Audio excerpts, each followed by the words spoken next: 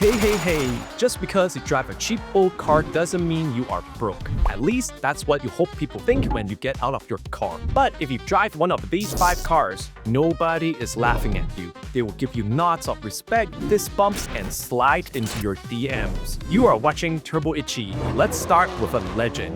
Toyota Celica GT4. This is the 5th gen Celica from the early 90s, and it's way more than just another old Toyota hatchback. It is a pure rally-bred icon. This car has turbo, all-wheel drive, and more grip than your toxic X still has on you, and was the exact platform Toyota used to dominate the World Rally Championship. We are talking multiple titles, one of the most successful WRC cars ever. And the engine, the 3S GTE turbo 4-cylinder, was so good, Toyota even shoved it into their Castrol Tom's Supra. Absolute legend. Looks familiar, right? That's because it was the car in the Sega Rally arcade game.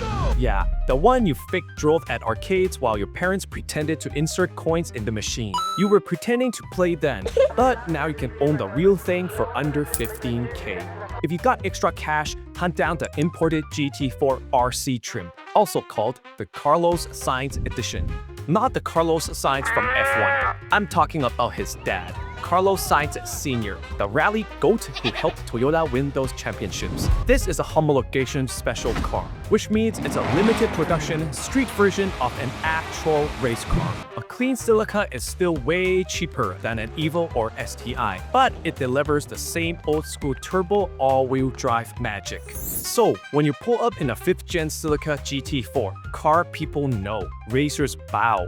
Nerds bend the knee. They know you've got something rare and genuinely special, and not just another cheap Toyota. Next car is old but gold. Nissan 240SX S13. At first glance, it is just an old Nissan with pop-up headlights living in the shadows of its sister, the more famous S15 Mona Lisa from Tokyo Drift. But this car was once the face of grassroots drifting in North America. Even today, people are still sliding S13s at drift events, proving it's timeless. And the mod scene? There are more mods for an S13 than there are microtransactions in an EA game. One of the coolest things about the S13 is how easy it is to mix and match parts. Fans even gave these swaps their own names. Put a Sylvia front end on it, now it's a Sil 80. Throw on an S15 front end, that's an S13.5. Or as the nerds call it, the strawberry face. In Japanese, Ichi is 1 and Go is 5. Together, Ichigo means strawberry. So, car nerds call it the strawberry face. Yeah, it's a pun, and we love it. So, when you pull up in a beat-up 240SX, normal people might just see a rusty old car. But car nerds, they're thinking, what's under the hood? Stock KA, SR20 swap, 2JZ, or did you go full Skyline RB? To them, you don't look broke. You look like the kind of person who drifts in the mountain tollgate roads at 2 a.m., living your best life. Like this one, you'll like the next one too. Mitsubishi Eclipse. Who else forgot Mitsubishi still exists? Mitsubishi doesn't even make sports cars anymore. The Evo, dead since 2016. The Eclipse, it literally turned into a fat SUV. Tragic. But that's exactly why the old Eclipse, especially the 2nd gen, is now a nostalgic collectible. Yeah, it's the same car you saw Paul Walker drive in the very first Fast and Furious. His was a 95 GS model, not even the top trim, and just front-wheel drive. But it doesn't matter, because now it's a cheap old toy that you can own and give you mad street cred. Here's the best part.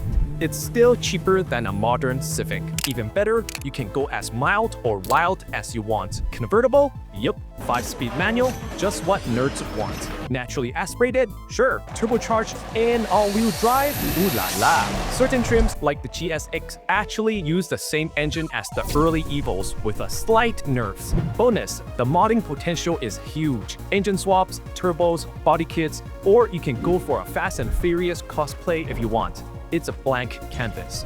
So, when you pull up in a clean Eclipse, people don't think you are a school janitor with an old car. People think, yo, this guy probably has an Instagram page for his car. Now, let's talk about a car so tiny it makes a Miata look like an SUV. Plus, it will give you caffeine jitters. Suzuki Cappuccino. Yes, it's literally named after a coffee. Why? Because it's small, stylish, and punchy. This is known as a K car, a class of small Japanese vehicles with size and engine display displacement restrictions. But don't let its size fool you.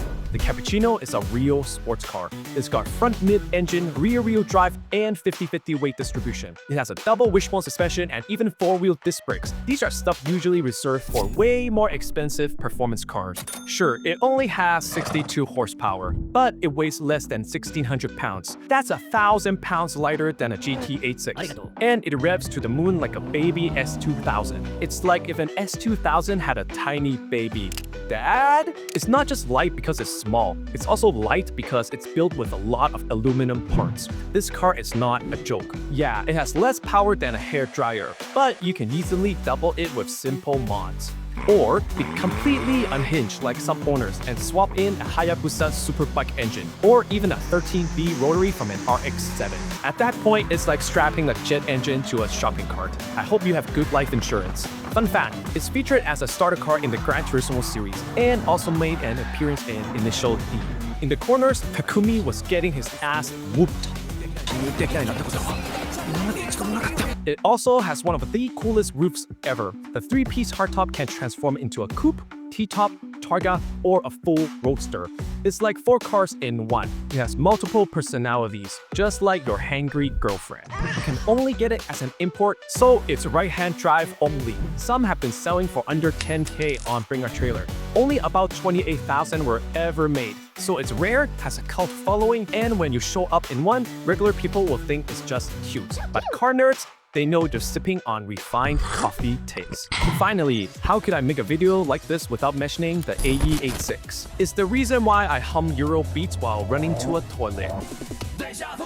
It's literally the definition of an old car that even the biggest haters have to respect. But there are already a million videos about the Hachiroku. So let's hit you with a couple of lesser known fun facts about this iconic tofu delivery drift machine. First, did you know you can actually buy an entire brand new AE86 replica shelf off Alibaba for under 10K? Yeah. Who knows if the quality is any good? Will it survive a crash? Go try and let me know. Remember to sub and leave a comment in the afterlife. Next fun fact, Toyota built a fully working hydrogen-powered 86 concept. They only made minor mods to the original engine so it could run on hydrogen instead of gasoline. And a funny detail, the Japanese writing on the door doesn't say Fujiwara Tofu Shop anymore. It says hydrogen engine. Love it.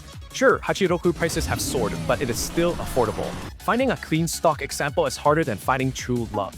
But hey, pulling up to a car meet in this, even the guy in the Lambo comes over to give you a fist bump. Own one of these and you're keeping a piece of car culture alive. So yeah, just because you drive a cheap old car doesn't mean you're broke. Drive the right one and people won't see rust or faded paint. They'll see history, culture, and taste. Whether it's a movie icon, drift missile, rally bread machine, a car named after a coffee, or a tofu delivery car, these cars have something money can't buy: respect. Check out my other videos where I talk about other affordable sports cars, cheap styling mods, and more. Subscribe or your dream sports car will turn into a fat SUV. You've been warned.